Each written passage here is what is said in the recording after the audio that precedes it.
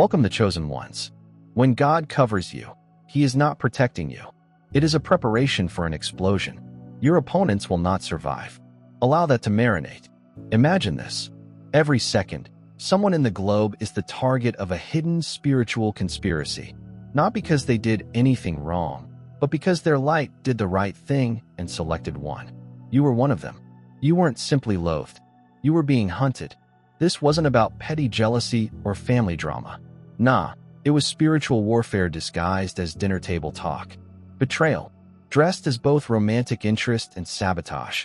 Wearing your cousin's cologne. You did not simply avoid a bullet. God made sure that the sniper's gun jammed. And let's be honest, if God hadn't intervened, you wouldn't be viewing this film right now. You'd be on some old YouTube conspiracy video about a bizarre disappearance that no one could explain. But guess what? You're still alive, breathing, and shining like a heavenly fault in Hell's Matrix. So have a seat, because what you're going to hear isn't just tea. It's spiritual insight into the filthy, terrible conspiracy to eliminate you. And why did heaven say, not this one? And don't worry, I'll reveal the snakes without identifying them, unless the shoe fits. Let's get to it. Number 1, you were never the intended target. Your light was. They never really disliked you. What they despised was the brightness that existed inside you. That heavenly light, that inner clarity, that inexplicable strength you maintained even when life smacked you hard. This is what made you a menace. They couldn't even explain it to themselves.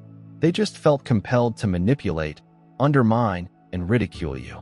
But deep down, they understood you held something unique, something they couldn't replicate, purchase, or murder. You strolled into rooms and changed the ambience without trying. That was not ego. That was a source of energy. They sensed it. You didn't need a title, a platform, or an audience. Your very presence revealed what was phony around you. When people are living in falsehoods, the truth is unwelcome. It is risky. That's why you were constantly misunderstood, targeted, and discussed behind your back. It wasn't because you were noisy or impolite. It was because your soul disclosed information they wished to keep secret. They smiled at you, but behind closed doors, they treated you like a threat report. You believed you were developing friendships. They were developing tactics. You believed they wanted to develop with you. They were covertly attempting to bury you. However, it was not as personal as you may believe. It was spiritual. These folks were responding to your anointing, and many of them were unaware of it. Their soul recognized you and terrified. You did not come into their lives to compete. You came to change. But change requires truth, and truth reveals what is damaged. So instead of dealing with their own darkness, they attempted to dampen your light. Here's where things get crazy. You continued to try to love them despite this. You granted them grace. You occupied space. Regardless of how good or devoted you were, they continued to target you. Not because you did anything wrong, but because your very presence tested their comfort zones. The assaults were not proof. You were weak. They confirmed that you were authentic. You were the mirror. That did not lie.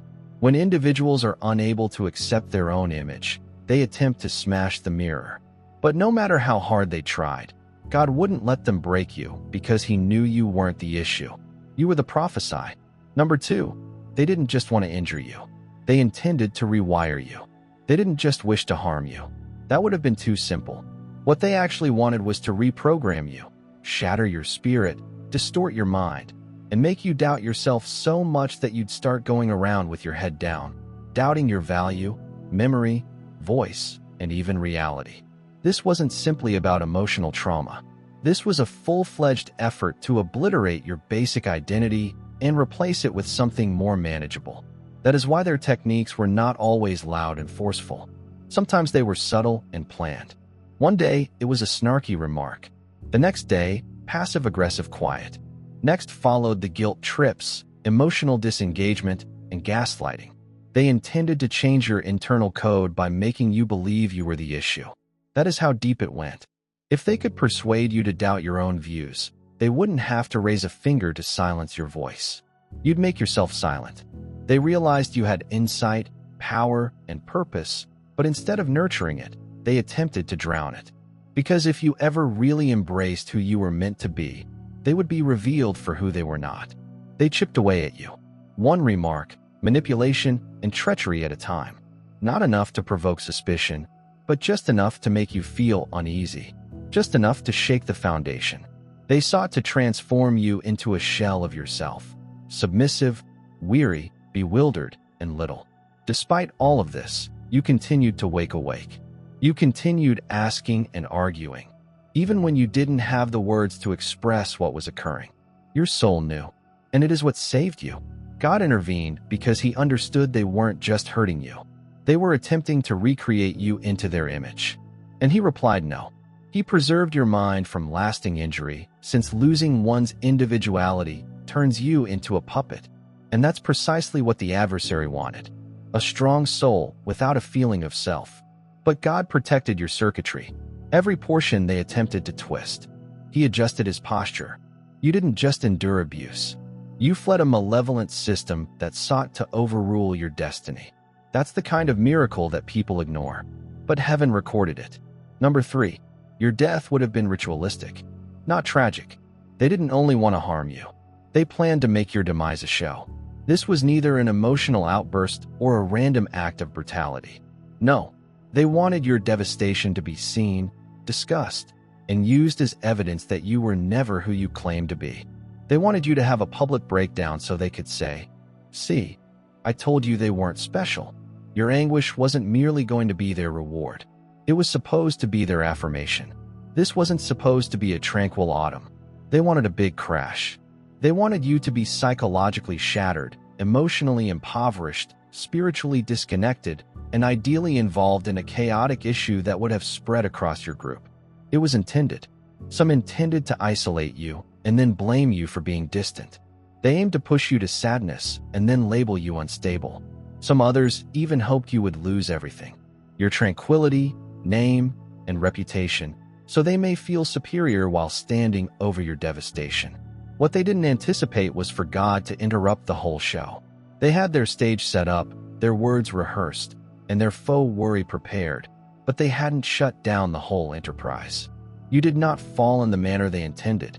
Even when you tripped, it didn't appear like defeat. It looked like a metamorphosis. The exact collapse they were expecting transformed into a breakthrough that no one anticipated coming. They were banking on a version of you who had no idea who you were. The version that still wanted acceptance, desired affection, and provided opportunities to individuals who only caused you grief. But they missed the anguish, created a new version of you, one that they couldn't modify or control. God didn't just save you from them. He saved you from needing them. If they had succeeded, your name would have been spoken in sympathy and loathing. But God changed the script. Now you're the one rising softly and fiercely. And every time they see you still standing, bright, and selected, they feel something because they know your annihilation was not withheld for no reason. It was postponed so that your ascent might be viewed by the people who organized your funeral. Number 4, they hired individuals to be your managers, not buddies. Some of the individuals you believed were your most trusted pals were never meant to love you. They were tasked with keeping an eye on you. Some seemed to be friends, lovers, or even family members when they entered your life. But they were only performing parts. Roles are meant to manipulate, distract, and divert you from your intended course. They were not sent from God. They were purposefully placed by something darker, something that saw your potential before you ever did. These individuals did not come to help you construct. They came to observe you. They focused on your habits, patterns, and vulnerabilities. They made mental notes while you were vulnerable. They observed how you dealt with stress, who you confided in, and how you processed suffering. They listened not to help you, but to acquire information. Every time you attempted to open up, they distorted your words. Later, every time you allowed them in, they discreetly warned you not to set unrealistic goals. Don't dream too loudly. Do not overestimate your own abilities. It was psychological warfare in slow motion. The most hazardous element is that you trusted them. That's why it worked for so long. They won your trust so they could monitor your progress. Anytime you attempted to advance, they drag you back with guilt, drama, diversions, and phony support that always had strings attached. You weren't just being gaslit. You were being handled. But what they didn't expect was your soul's awakening. Despite their attempts to clip your wings, Your soul continued to escape the prison. You have ceased explaining yourself. You've stopped shrinking. You began questioning the patterns. That's when their behavior began to glitch. They couldn't keep you in the mental loop any longer. You become too aware to be managed, aligned, or played. That's when their true goal became clear. Some departed abruptly. Some became chilly. Some people reacted aggressively. Because when a handler discovers you are no longer under their control, they panic. Their power works only when you are unaware of your own. But now you do. And this scares them since it indicates you're no longer surrounded by disguised friends. You're surrounded by exposed remnants of a system that failed to shatter you. Number 5. The storyline was intergenerational. You were the first to break the curse. This struggle did not begin with you. It landed on you. What? You've been coping with more than simply a run of poor luck or unexpected adversity. This was a deep-rooted generational agenda. A quiet sickness flowing through your DNA is a cycle of dysfunction, secrecy, trauma, and spiritual will bonding. And you were the first person who did not look away. The first one to question it. The first person to say, "This ends with me." You did not just break habits. You destroyed millennia of programming. You exposed the falsehoods that your family made normal. You raised concerns about conduct that had previously been ignored. You experienced abuse that others denied. You stated the truth that your forefathers were too terrified to express. That made you dangerous not just to individuals, but also to principalities. Because, let's be honest, this wasn't only about your emotional strength. This was spiritual battle. They came for you so hard because your awakening was a kind of spiritual revolt. You were not intended to wake up. You were not expected to discover your voice. You were meant to repeat the same patterns and experience the same anguish. Raise the next generation through the same quiet pain. But you didn't. You chose clarity over comfort, healing over concealment, and purpose over pretending your choice harmed something old. That's why it seemed like everything in your life fell apart the minute you began mending. That's why people turned against you. This is why the strain got intolerable. You were not just altering your life. You were upsetting a spiritual economy that benefited from your family's turmoil. When you stopped performing the part that they expected of you, the whole system collapsed. You were not a danger. You were a codebreaker. Your existence jeopardized their system. Your clarity dispelled their misunderstanding. And the minute you chose to live in truth, you ended a generation-long darkness. That's why it seemed like war. Because it was won. But you didn't just endure it. You won silently, boldly. And now the curse has been broken. And the heritage is brand new. Number 6. God allowed you to witness the ugliness, so you wouldn't romanticize evil again. God did not sugarcoat the process for you. He did not. Quick and gentle lectures or courteous cautions. He allowed you to see the ugly side of evil up close because anything less would have shattered the illusion. You did not merely get injured. You were inducted into reality. The mask was taken off, revealing how deliberate, cold, and unapologetic darkness can be. It did not just knock on your door. It sat at your table, smiled at you, and then stabbed you with the knife. You delivered it. You needed to feel the weight of betrayal in your bones. You had to sit in rooms where love was fabricated, but the manipulation was genuine. You had to trust people, and then they exploited that trust to undermine you. That amount of suffering was not punishment. It was clarity. God allowed it to happen, not because He abandoned you, but because He knew your discernment might one day save someone else's life. He let you go into the flames because He knew if you didn't understand how evil works, you'd always be exposed to it, dressed up with charm, charisma, or good intentions. You had to face the sting of betrayal, not for vengeance or lessons, but to strengthen your soul. Because many of the most harmful persons in your life lacked warning indicators. They arrived with praises. You no longer confuse attention for fondness. You no longer confuse access and loyalty. You have learned to interpret energy rather than simply words. You've lived long enough to quit rationalizing away red signals. What happens if you disregard them? You don't romanticize falsehoods or poison anymore since you've suffered from them. This kind of awakening does not come from books or sermons. It stems from traveling through hell with your eyes wide open. And it is what God allowed. Not to break you, but to strengthen your spiritual defense system so that no manipulation can ever enter again. You're no longer naive. You're dangerous now in the greatest possible manner. Because once you see the devil without his disguise, he will never deceive you again. Number 7. Your silence was not disregarded. It had been militarized in the spirit. Your quiet was not weakness. It was not defeat. It wasn't confusion. It was a wonderful plan. While they talked, planned, and acted, you fell silent. Not because you didn't have anything to say, but because God guided you into a hallowed season in which words would have been ineffective. They assumed you were silent because they had won, that you were shattered, and that you had finally accepted whatever little box they stuffed you into. What they didn't realize was that God was creating something atomic inside of you.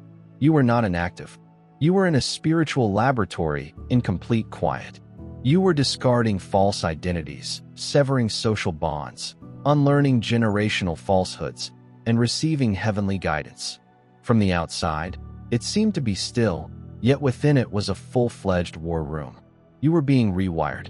Your judgment was improving. Your soul was being educated to discern frequencies that human ears cannot perceive. That's why your quiet was misinterpreted. It was not silent.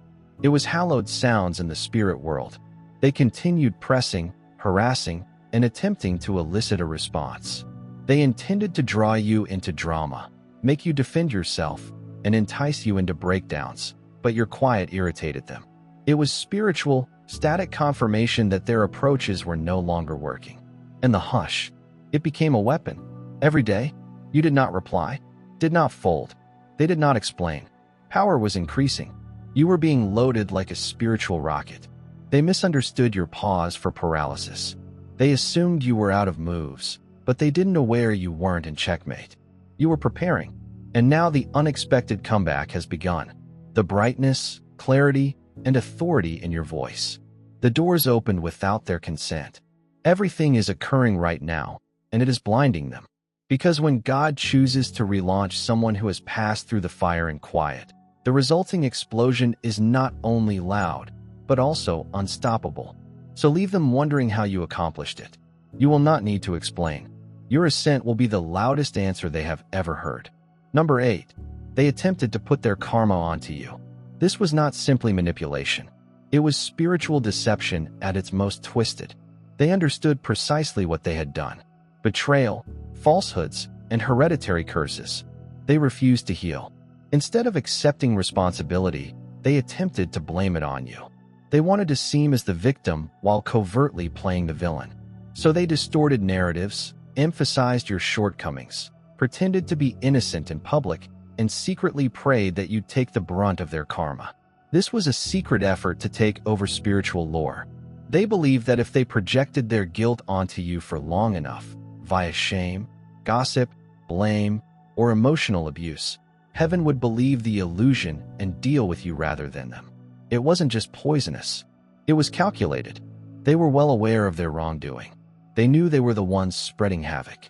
But since you had a pure heart and an open spirit, they exploited your light as a scapegoat, believing it would bear the brunt of their evil. What? They didn't expect supernatural insight. God is not misled by theatrics.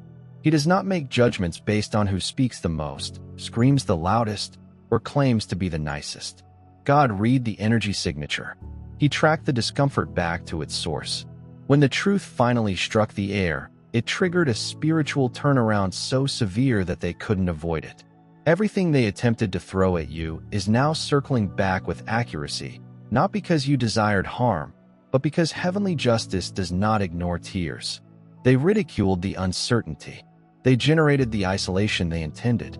It's all hitting home for them, and not quietly or openly.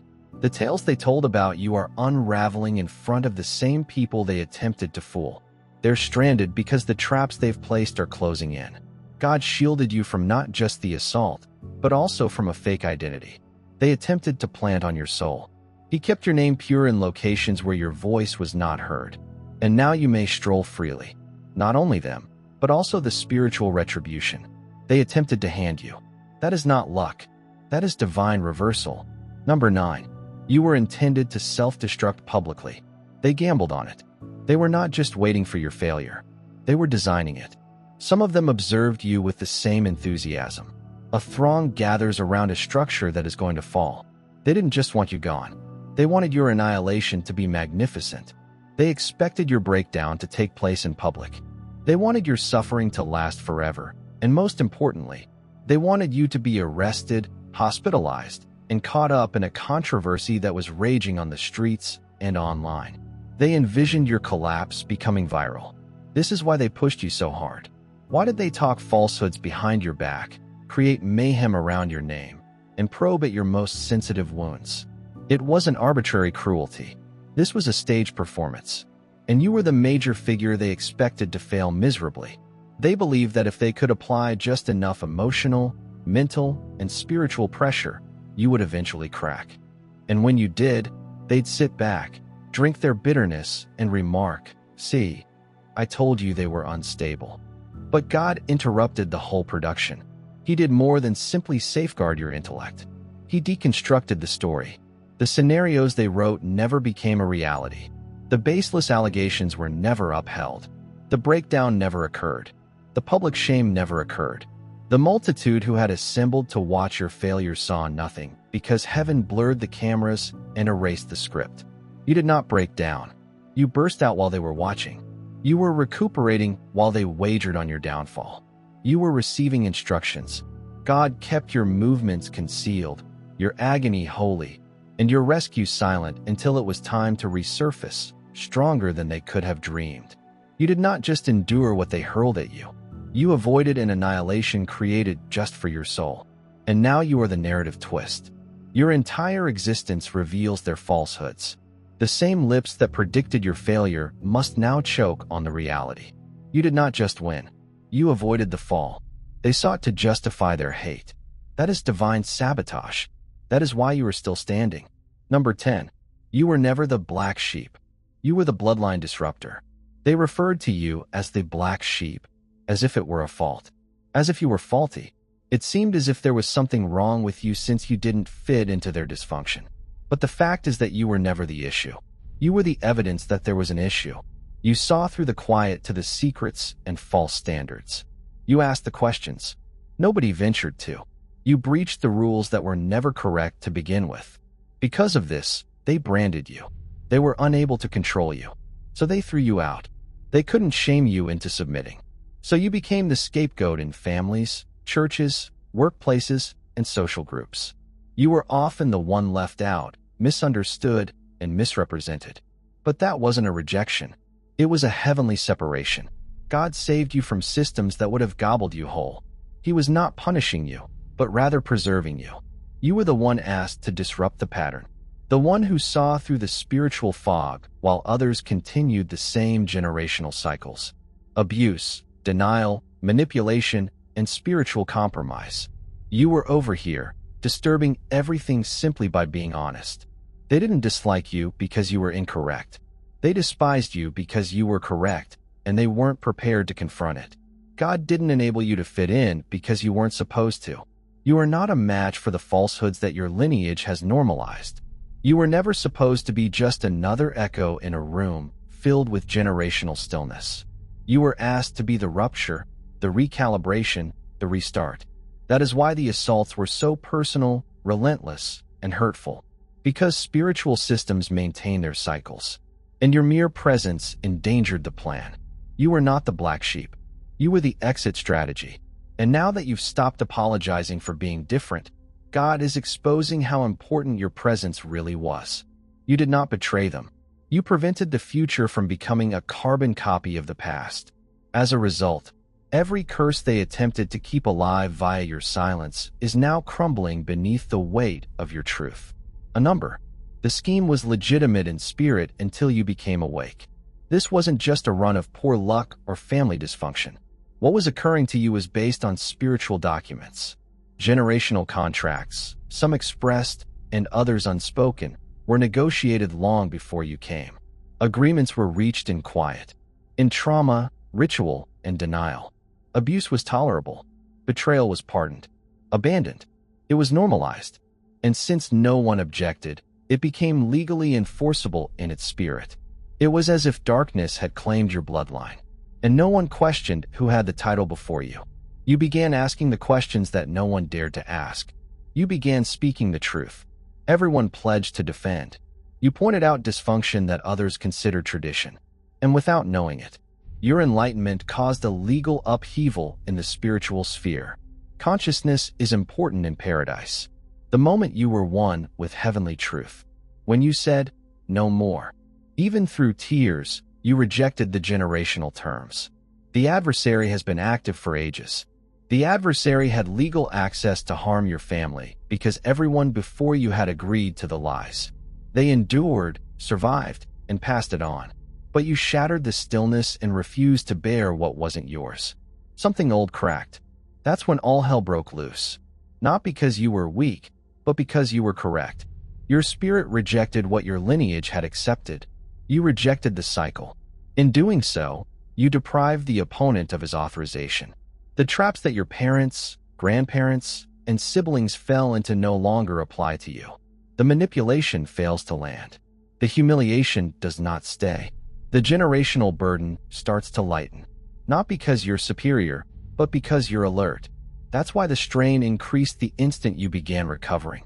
Since you weren't just changing your life, you were rewriting the spiritual contract. You grabbed the pen from the adversary and returned it to God. And now every curse, falsehood, and poison pact that formerly dominated your family is being overturned.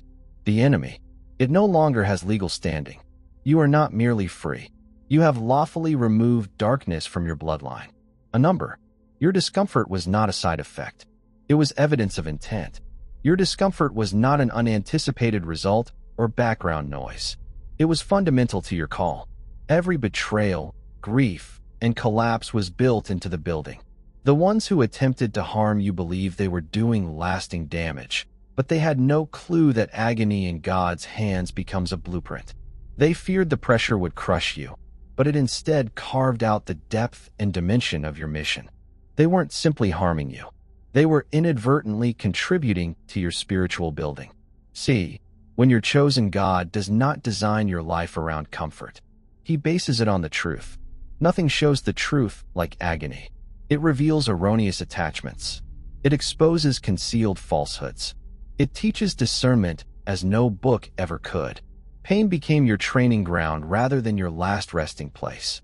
You learned how to recognize manipulation, how to hear God through the chaos, and how to sit quiet amid storms designed to knock you out. That is not a side effect. That is spiritual formation. They attempted to weaponize your pain, sadness, and loneliness. They thought that if they threw enough at you, you'd ultimately shatter and remain broken. But all they did was provide the basic ingredients God used to strengthen you. What they regarded as your weakness has now evolved into your most acute knowledge. What they laughed at has become your language for connecting with others. What they attempted to suppress is now the thunder that echoes your voice. They believed that anguish would cripple your purpose. Instead, it activated it. You did not just walk through fire. You learned to bear it. You now talk with an authority that comes from experience. And when you open your lips, it does not just echo. It delivers. That is what worries them right now. The tools that were used to bury you are now in your hands, refined into magnificent weapons. Your scars are not just reminders. These are credentials. They demonstrate that your mission was not given to you. It was forged. Because of this, you carry more than simply information. You possess spiritual firepower. You were never a victim. You were the vessel. And now the anguish they sought to use against you speaks louder than any lie they've ever spoken. A number. They were soaking up your energy while claiming to adore you. They didn't love you. They were eating on you. You were the wellspring of energy, warmth, and passion that lighted up everything around you. You brought light into dark spaces, clarity into confusion and mending, and shattered dynamics. However, what you believed was a reciprocal relationship was really a one-way siphon. They were not flooding into you. They were draining you. They praised your strength because it helped their weakness. They applauded your happiness when they needed a refill. They relied on your knowledge, borrowed your quiet, and absorbed your calm, but they never inquired how you were doing. And as you began to fade, they did not hurry to restore you. They dispersed, looking for someone else to leech off. It was a parasitical trade masquerading as affection. They called it love, but it came with stipulations. Perform, serve, and save. Don't ask for too much. You were supposed to remain accessible, emotionally giving and spiritually present, even while dying inwardly. And when you put a limit or stopped being their emotional generator, they became frigid. That was not love. That was a reliance on your light. God saw it. He saw how they positioned themselves near enough to profit while remaining far enough away to evade responsibility. He saw how they grinned in your face while sucking your energy behind the scenes. And he stepped in not just to defend you, but also to deny them access to your essence. He drew you back, blocked the spiritual ports that were feeding them, and exposed the unpleasant reality. They never fell in love with you. They were hooked to your energy. They are now famished, not just emotionally, but spiritually, because your light was more than simply convenient. It was covered. You were unintentionally protecting them from the repercussions of their own spiritual degeneration. And now that you're gone, the darkness they've suppressed is consuming them from the inside out. That is why they are restless. That is why they are furious. That is why they have suddenly remembered your value. Not because they've changed, but because they want what you no longer provide.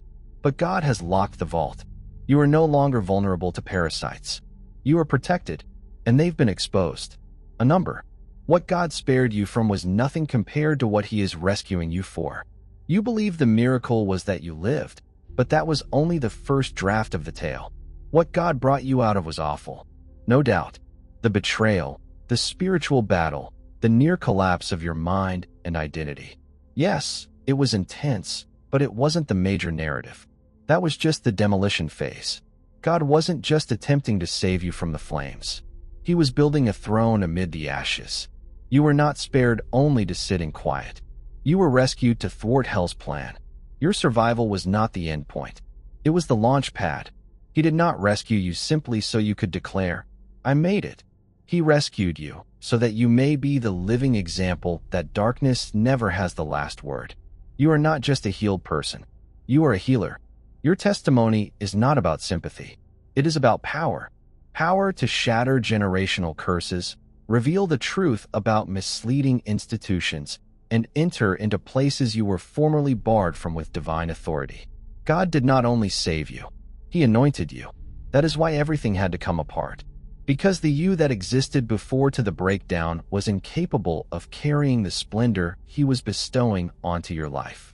Now, what seemed to be punishment was really preparation. He had to tear away the illusions, expose the parasites, cut the soul links, and show you what was not love. So when restoration occurred, it would be genuine. No more counterfeits.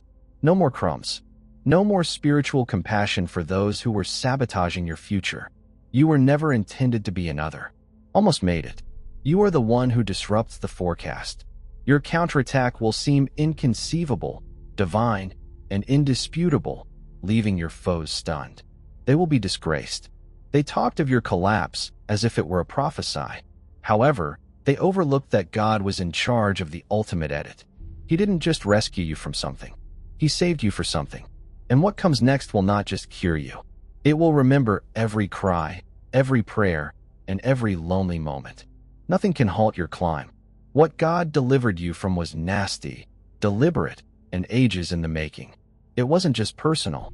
It was spiritual battle with ancient origins. God's method, however, is even more shocking than the enemy's savagery.